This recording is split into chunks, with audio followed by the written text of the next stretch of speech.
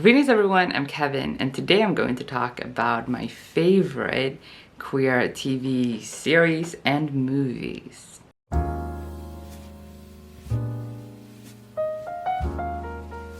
So I should just start off by saying that this was a difficult list to make.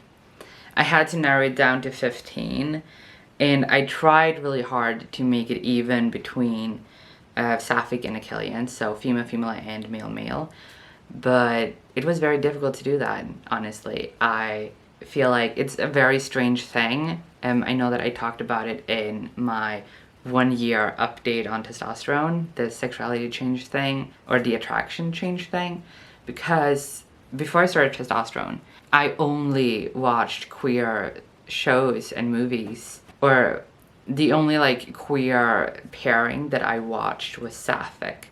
If a movie or a TV show didn't have a female relationship, I didn't care. I only watched movies that were female stories, only TV shows that had girls loving girls. I wasn't that interested in boys loving boys kind of pairing. The only thing male that I ever saw before I came out as trans was Brokeback Mountain, because my sister was obsessed with that movie, because she was obsessed with Heath Ledger and Jake Gyllenhaal. But today I am the opposite, and I know it has to do with what I talked about in the other video, that my attraction has changed.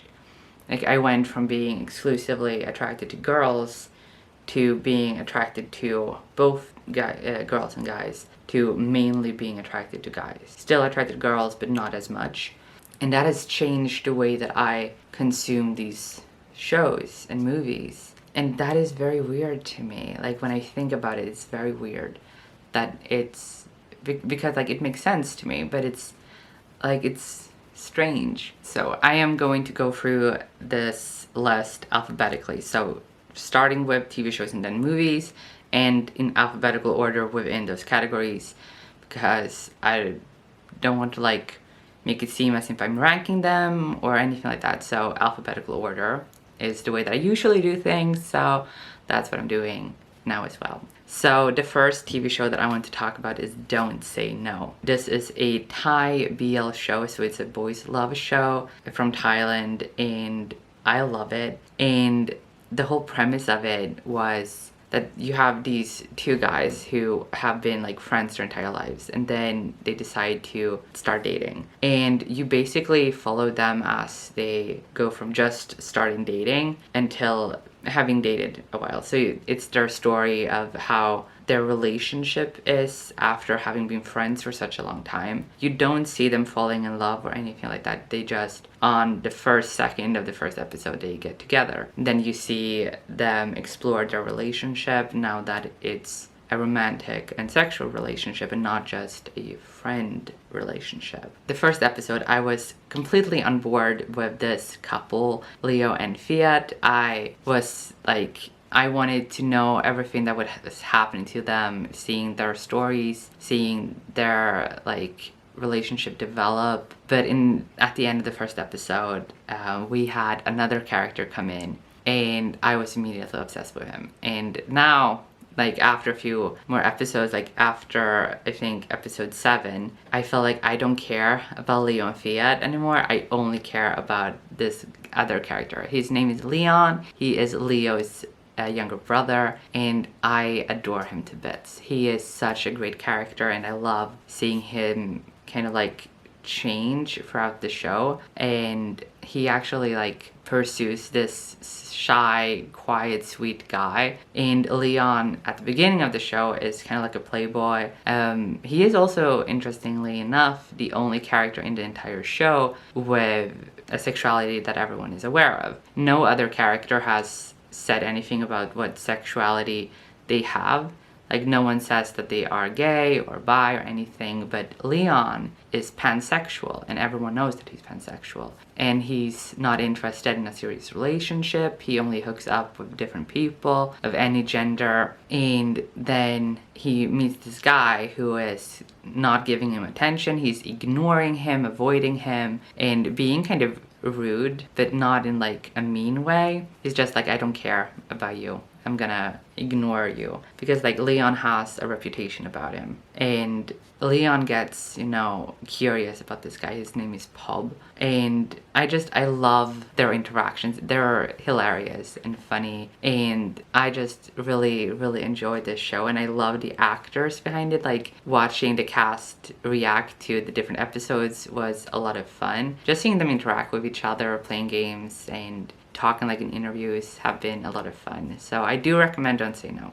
The next show in alphabetical order is Gameboys. And this was such a weird show to start with, mainly because it's nothing like anything I've ever seen. The majority of the show is seen through a computer screen. So you see these two guys, Cairo and Gabriel, as they start talking. They talk through video and kind of like a FaceTime kind of thing. And it's weird to see actors look into the camera as if they're talking to you, when in reality they're talking to each other and they see each other that way. And it's like, it was weird to begin with, and you see from the screen, you see them doing social media, chatting and stuff like that. And it was a lot of fun, like seeing the way that this show is filmed. It's also set during Corona, so I guess a trigger warning for that. Corona is a big thing during the series, so if you don't want to watch a show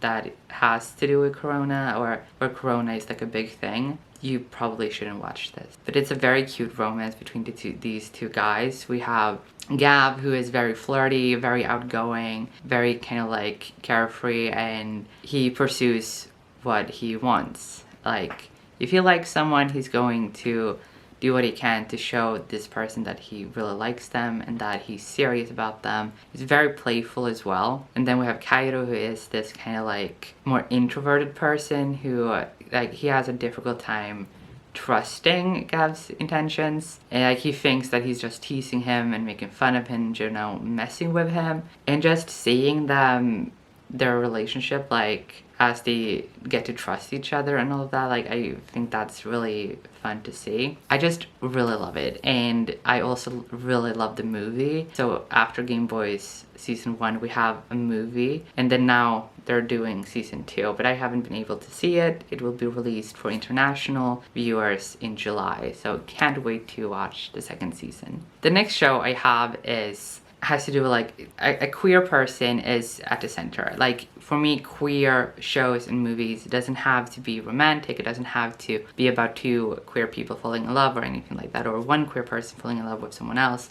Like it doesn't have to be romantic. And this show is an amazing show. I love this show a lot, and it's Legends of Tomorrow. It's a superhero time traveling show that is hilarious, and it's such like a comfort watch for me. And one of the main characters is Sarah Lance, and she is bisexual, and her relationship with another woman is an important part of later seasons. And even though it's not like their relationship isn't in focus, you can't erase Sarah's bisexuality without changing a lot of things in the show, and that's why I consider it a queer show. The next one is one that I am obsessed with, and I can't wait for the second season, and it's Our Flag Means Death. Oh my god. It's a pirate show, a funny, hilarious, and dramatic sometimes pirate show following Steed, the gentleman pirate, as he befriends Blackbeard, and they form this like very special relationship. And it's not like, you would never think that someone like Steed and someone like Blackbeard would ever become friends. They're on kind of like opposites in a lot of ways. We have this guy who comes from kind of high society and very much into fashion and proper and, you know, stuff like that, like an overclassman. And then you have Blackbeard, who is kind of like seen as this ruthless pirate who doesn't care. He can just drink a lot of alcohol and he doesn't have a care in the world. He can just go around plundering, killing people, and, you know, taking over ships. And they complement each other very well, and it's like their relationship is so fun to watch, and just them interacting is a lot of fun. And I know that the actors are friends in real life, so that also kind of helps their interactions in the show, that you can see that they're really comfortable with each other. And I love that queerness is just a normal thing in the show. Like, you don't have these hints of people being queer, they're just queer. There's nothing to it. They're just themselves. They're queer people in this show, and it's not commented on the way that other shows comment on the queerness. I can't wait for our Flagmates. I want to watch it again. I've watched it 3 times already, but I want to watch it again as soon as possible. But I decided I'm gonna wait until the 2nd season, and then I will watch everything in one go. That's the plan. The next show that I want to talk about is Q-Force. Queer Spies. What more do I need to say? I love how queer this is. Like, in humor, in characters, like the way that it's like portrayed. I think we have a very diverse cast of characters who are queer, but like, you know, no 2 queer people are the same. And I really love how these characters are portrayed, and I just love these characters so much and their personalities. And queer culture is integrated in the show in like a very fun way. I just really love watching these queer spies fight crime and figuring things out and stuff like that. I just find it like a very lighthearted and fun show to watch, and I do hope that it will be renewed for a 2nd season. The next one we have is a recent favorite of mine, and it's the Tuxedo. Another Thai show. I realized, like, after Don't Say No, I realized that I trust Thai shows, queer Thai television. Like, queer Thai television, I really trust. After Don't Say No, I watched a few more, and I really enjoyed them, but they weren't like, I wasn't obsessed with them. Like, I really enjoyed them. So I felt like, hey, I'm gonna try another Thai show that is queer, and I found the Tuxedo, and I love it so much. I rewatched it almost immediately after watching it the first time, and it was just a lot of fun to watch. Like, the main characters are so nice. They're absolutely, like, it's absolutely brilliant. And the Tuxedo is about this kind of tailor guy who has this suit shop. Like, he makes suits, tuxedos, he makes those kind of things. So he's a tailor. Like, his name is Ayun. And then we have this guy who is the heir to a huge corporation or company, and he kind of runs it for his dad at the current moment, and he lives alone in a big house. He has extreme social phobia and anxiety connected to that. Yeah, like, I don't want to say too much, but he has a lot of issues, like mental issues when it comes to being around other people in places he's not used to, and he needs a suit for his dad's birthday, which is coming up. And as he is trying to get a new assistant, there's this guy called Sichul who just found Ayun, who helped him get like his suit because his suit was damaged. So he got Ayun to make him a suit. So Sichul ended up on an interview for the position of Nawi's new assistant. And Nawi was not impressed by this guy until he saw his suit, and he's like, where did you get that suit? It's perfect. And Sichul said, like, it's this, and a great friend of mine has this shop, and now he says that you can get this job as my assistant if you get this guy to make me a suit. So Sichul kind of persuades Ayun to make Nawi a suit, and they do not get along at first, and like their interactions are so much fun, and I really love them both. The only issue I have with the show is that it's too short. That's the only thing, like, it's too short. I would have loved to watch these characters and this story take place over 20 episodes. Like, I wouldn't be mad about that. I would actually love that. But that's not the case. We have 8 episodes that are around 20 minutes long. Too short, but I love the show regardless. Hi, so I realized that I had missed one TV show and one movie. So I am adding those now. So the TV show that I forgot about is To My Star. I adore this TV show. The first season is absolutely amazing.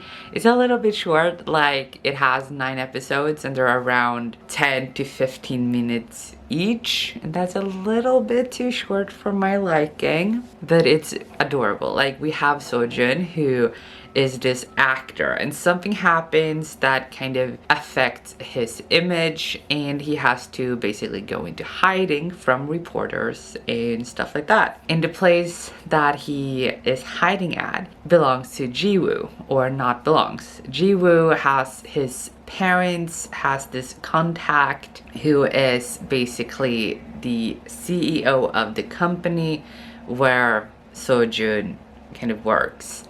Like, they're his representatives, you know, like his manager and his, like, what is that called? Like, you know, the company that he represents as an actor. So they kind of get him gigs and stuff like that. And that CEO is the owner of the building where Jiwoo lives. So Sojun gets to live with Jiwoo, and they're complete opposites. They're this like grumpy sunshine dynamic, and I am here for it.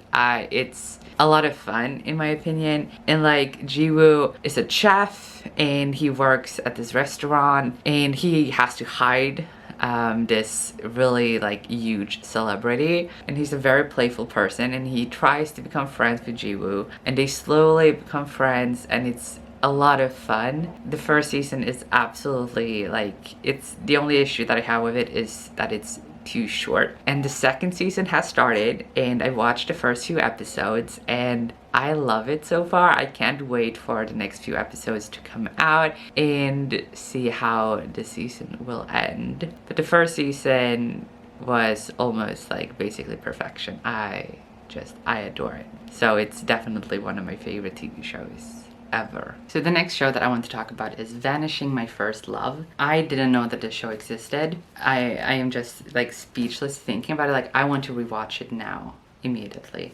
I have wanted to rewatch it ever since I finished it, because it's one of the best film adaptations I've ever seen. Vanishing, My First Love is the TV adaptation of one of my favorite manga series, My Love Mix-Up. And My Love Mix-Up, it's the story of Aoki and Ida. And during like a test, we have Aoki, who is like this very awkward kind of guy. He's very forgetful. He has a lot of problems with doing things. That's like, I don't know how to like properly describe him, but he's very like outgoing, and he realizes that he doesn't have an eraser. So he asks like his friends, can I borrow your eraser? And then the girl that he likes, who's called Hashimoto, she has an eraser to spare, so she gives it to him like, hey, you can borrow my eraser. And he likes her, so he's like, oh my god, thank you. And then he sees that below this little paper part, it's a name, so he takes it off, and it's just the name Ida. And he's like, she likes him. And Ida is sitting in front of Aoki, and during this kind of test, the teacher just hands out a bunch of papers, and then the person at the first row just hands them back to the person behind them, and Ida he reaches behind him to give Aoki papers, and then Aoki's eraser falls to the ground, and Ida picks it up, and he sees his name with a heart behind it, and he's like, is this yours? And Aoki wants to say that, no, this isn't mine, but he can't say that it's Hashimoto's, because if he says that it's hers, then he would force her to confess her feelings for this guy. And because Aoki liked her, he felt like, I can't do that to her because she would hate me if I do. But he couldn't find another excuse, so he had to say like, yeah, okay, it's mine. And Ida was like, oh, okay. And Ida is like the best.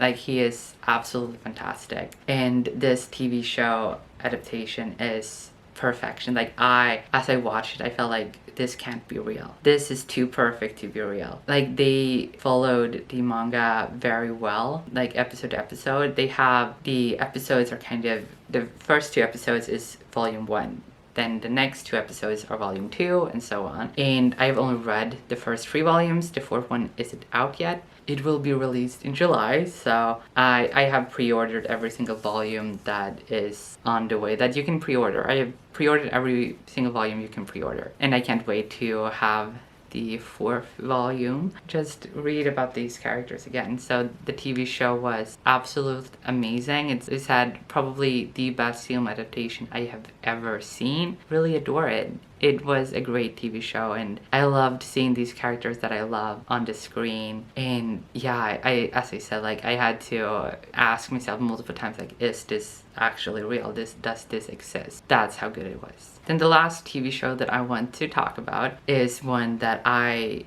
tried not to watch for a long time, and it's Young Royals. The reason I tried not to watch it is because it's Swedish. I haven't enjoyed a lot of Swedish shows that I have watched. It's the same thing, like, I don't really like a lot of American shows or British shows either. Like, I prefer shows from East Asia specifically. I don't know why, but it's something in the way that they tell stories that I enjoy more. I feel like here and in like a lot of British shows and American shows, either they're too dark for my liking or their humor is not enjoyable for me. But I saw this and I didn't have anything to watch. I was like, okay, fine, I'm gonna watch Young Royals, and I love it. It was so good to see them. It was just so amazing. Like, the two characters that we're following, Wilhelm, who is the Prince of Sweden, and Simon, who is the son of like an immigrant family, this kind of like working class family. And I relate a lot to Simon because I come from that kind of area in Sweden that he comes from. Like, the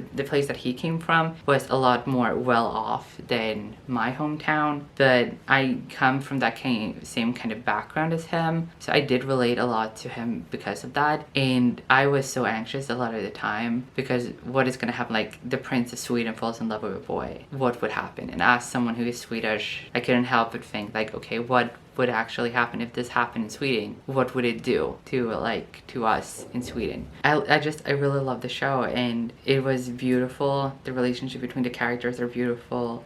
I just really loved the story. It was the same way that a lot of Swedish shows are, a little bit too dark for me, and at times I didn't even want to continue watching because it was so difficult for me to watch. When I watch shows, I prefer them to be more light-hearted than overly dramatic as this was. Like, even some shows that I love from East Asia have drama, but never to the extent that Young Royals did. And when I say East Asia, I don't include K-dramas, because I realized that K-dramas are that way as well. A lot of drama and a lot of things that happen that just give me anxiety. So I don't watch a lot of K-dramas anymore, but I want to watch Young Royal Season 2. And then we move on to movies. And these are not as many. I only have 5 movies on this list, mainly because I don't watch a lot of movies. So some of these I consider favorites, but I haven't watched them in a very long time. But I still consider them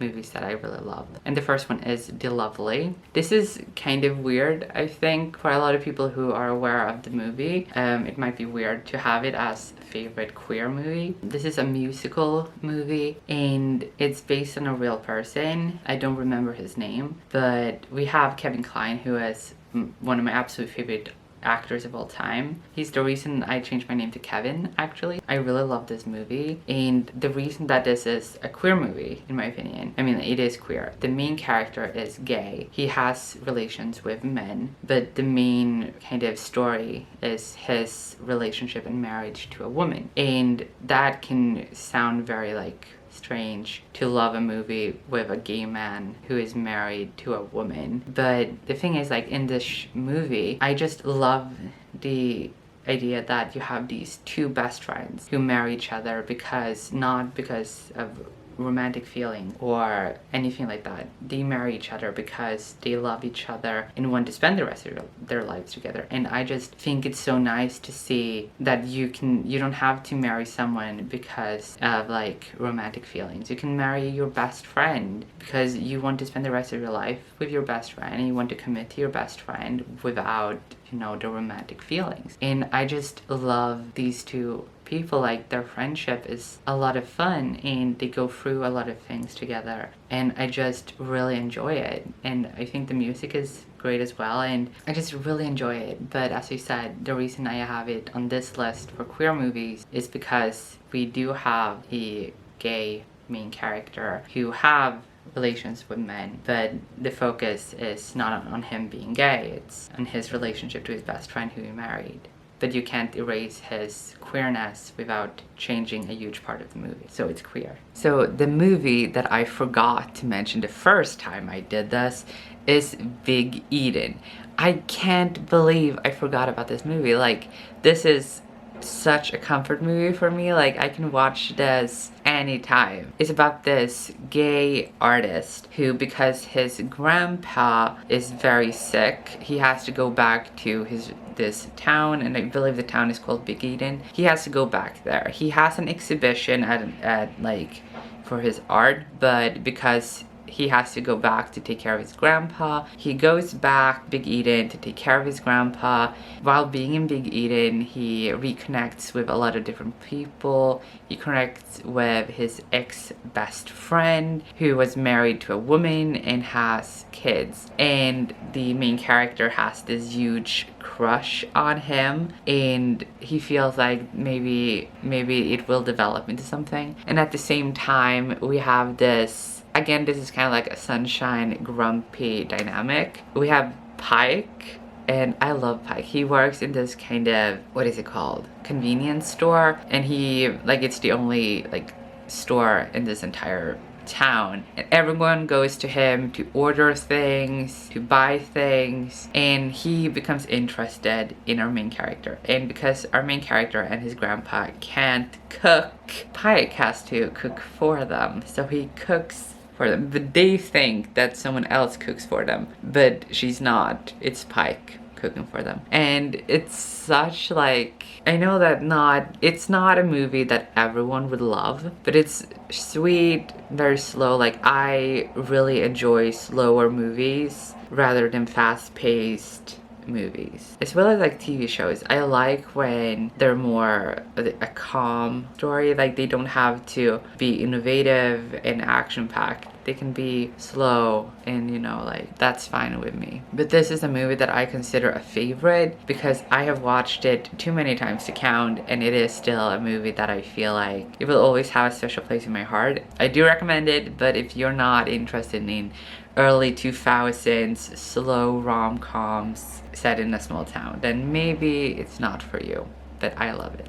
The next one is one that I watched over and over and over again when I was younger, and it's Imagine Me and You. I love this movie so much. It will always have a very special place in my heart because it was one of the first queer movies that I ever watched and loved. And this follows a girl who, at the beginning of the movie, marries a guy. And this girl, during her wedding, she meets the person, the florist, who made the flowers for the wedding. And they kind of become friends. And this girl, who the florist, she is gay, and she's kind of open about it. But after this wedding, they become friends, and the newlywed girl, she realizes that she's attracted to the florist and starts to kind of fall in love with her. And it's kind of a love affair that they have, while the husband, like, he is such a good person, like, he's so amazing, and he deserved better. But I still really enjoy the story and really enjoy having like these characters fall in love and having this girl come to terms with what it's like to fall in love with a woman for the first time in her life. Like, I just really enjoyed watching that movie. The next movie is also so much fun for me, and it's Love and Other Disasters. I love this movie for multiple reasons. One, in upper secondary school, I had like a specialization, that's a difficult word to say, for TV and movie production. I love doing that. Like, I love analyzing TV and see how cameras move, cinematography, stuff like that. I really love that. That is also a reason why I love Gameboys, because it kind of unlocked that thought process in my head, like how we tell stories in different ways. With Love and Other Disasters, that is kind of, movie making is a big part of it, because we have a character who studies to be kind of like a screenwriter, and he's openly gay. He lives with his best friend, and during set, like, she works for kind of like fashion magazine, and there's this guy who's a photographer, and she immediately thinks that he's gay. They kind of develop a friendship between her and this photographer. She thinks that he's gay, and she wants to set him up with her best friend, the screenplay writer, and everyone thinks he's gay, this photographer. And I love this movie so much because the only person who comes out is the guy who is the photographer, and he's just like, I'm sorry, but I'm not gay, I'm straight. And then the other guy is like, since when? And the straight guy is like, oh well, I think I realized when I was like this age. And I just really love that in this movie, the only movie and like show that I can think of where the straight person is the only one who comes out. Like, all of the queer people in this movie, they never come out. Like, it's kind of implied that they're queer, but the only person who comes out and like says like, hey, I'm this sexuality, he's straight. And I love that. I love to see that. There are things in this movie that are kind of cringy, but as a whole, I really, really love it. It's kind of like that movie that isn't perfect, but you love it regardless. And the last movie that I want to talk about is Saving Face. I just really love this movie as well. Like, it has to do with two women who are in love and what it's like to be East Asian and queer. I think both identify as lesbian in the US, coming from traditional families where being queer isn't really accepted, and them in their relationship. I just really enjoy this movie, and this was also one of those movies that I watched when I came to terms with my sexuality back when I identified as gay, as a gay girl. This was recommended from one of my best friends at the time. She was lesbian living in Bangladesh. She related a lot to the characters in this, and she was like, you have to watch this movie. So we watched it together, and I still like really love this movie for multiple reasons. I both love the story, but I also love the memory behind like watching it for the first time and the person I watched it with. So those were the 15 favorite queer TV shows and movies that I wanted to talk about to celebrate Pride Month. And I hope you enjoyed this, and please let me know if you have any recommendations for queer TV things. I would love to see them, and I am always welcoming recommendations for queer TV shows or movies, so just bring those on if you have any. Then that's it for this video. Please leave a like and subscribe if you haven't, and I will see you next time. Good reading. Bye.